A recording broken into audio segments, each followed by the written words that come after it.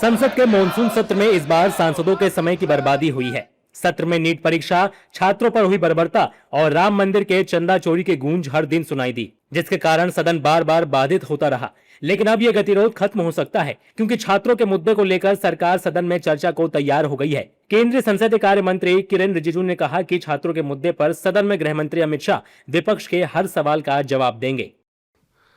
हमने बहुत साफ कहा, सिर्फ स्टेटमेंट ही नहीं, होम मिनिस्टर अमित शाह जी पूरा डिबेट डिस्कशन का जवाब भी देंगे।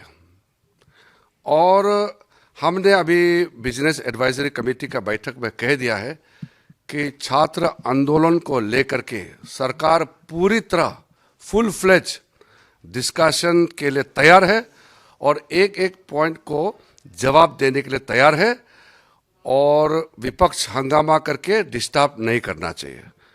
सरकार का कहना है कि सरकार छात्रों के मुद्दे पर चर्चा को तैयार है। विपक्ष के सभी सवालों का जवाब दिया जाएगा। विपक्ष को सदन से भागना नहीं है। सदन में विपक्ष गृह मंत्री को ध्यान से सुने। लेकिन विपक्ष सिर्फ छात्रों के मुद्दे को लेकर चर्चा को तैयार नहीं दिख रहा है। विपक्ष का कहना है कि राम मंदिर चंदा चोरी पर भी चर्चा की जाए। सरकार छात्रों के साथ राम मंदिर चंदा चोरी के मुद्दे को भी प्राथमिकता दे।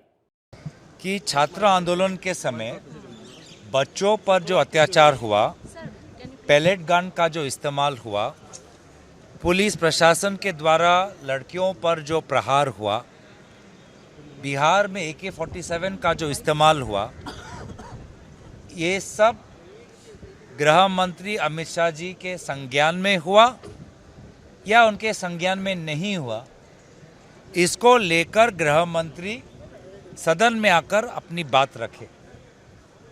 और विपक्ष की दूसरी मांग ये है कि अयोध्या राम मंदिर ट्रस्ट में जो घोटाला हुआ, उसको लेकर सदन के अंदर चर्चा हो। सरकार के चर्चा के लिए तैयार होने से संसद में जारी गतिरोध खत्म होने की उम्मीद जगी है। लेकिन विपक्ष की राम मंदिर चंदा चोरी के मुद्दे पर चर्चा की मांग अब भी कायम है। ऐसे में सदन की कार्रवाई सुचारू रूप से चलाने के लिए सरकार और विपक्ष के बीच सहमति बनना बहुत जरूरी है। अब देखना होगा कि क्या दोनों पक्ष अपने अपने रुख से आगे बढ़कर चर्चा का रास्ता निकालते हैं या फिर मॉनसून सत्र के बचे हुए दिन भी हंगामे की भेंट चढ़ते हैं।